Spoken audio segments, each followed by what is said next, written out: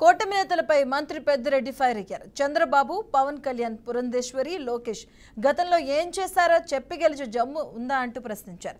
చంద్రబాబు నాయుడు భవిష్యత్ గ్యారంటీ లేక పొత్తులు పెట్టుకున్నారంటూ ఆరోపించారు. భవిష్యత్ లేని చంద్రబాబు ప్రజల భవిష్యత్తుకు గ్యారంటీ ఇవ్వగలరా అని నిలదీశారు. లోకేష్ బెదిరింపులకు వైసీపీ నేతలు ఎవరూ భయపడరని చెప్పారు. ఇచ్చిన హామీల్లో ఒక్కటి కూడా నిలబెట్టుకోలేని వ్యక్తి చంద్రబాబు అని ఎద్దేవా చేశారు.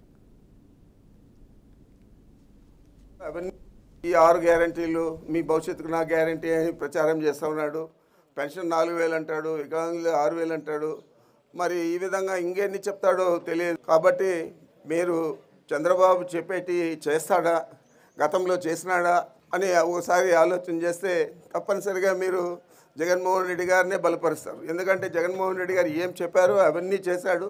పిల్లలందరూ కూడా వారికి గట్టిగా మద్దతుగా నిలవాలని చెప్పి మీ అందరికీ మనవి చేస్తూ శాసనసభ అభ్యర్థిగా పోటీ చేస్తూ ఉన్నాను.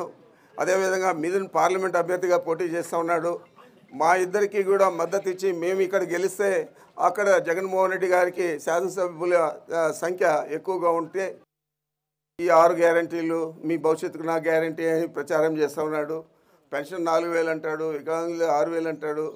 మరి ఈ విధంగా ఇంకెన్ని చెప్తాడో తెలియదు. కాబట్టి మీరు చంద్రబాబు చెప్పేటి చేస్తాడా, గతంలో చేసినాడా అని ఒకసారి ఆలోచన చేస్తే తప్పనిసరిగా మీరు జగన్మోహన్ రెడ్డి గారినే బలపరుస్తారు. ఎందుకంటే జగన్మోహన్ రెడ్డి గారు ఏం చెప్పారో అవన్నీ చేశాడు. పిల్లలందరూ కూడా వారికి గట్టిగా మద్దతుగా నిలవాలని చెప్పి మీ అందరికీ మనవి చేస్తూ శాసనసభ అభ్యర్థిగా పోటీ చేస్తూ ఉన్నాను. అదేవిధంగా మిథున్ పార్లమెంట్ అభ్యర్థిగా పోటీ చేస్తూ ఉన్నాడు. మా ఇద్దరికి కూడా మద్దతు ఇచ్చి మేము ఇక్కడ గెలిస్తే అక్కడ జగన్మోహన్ రెడ్డి గారికి శాసనసభ్యుల సంఖ్య ఎక్కువగా ఉంటే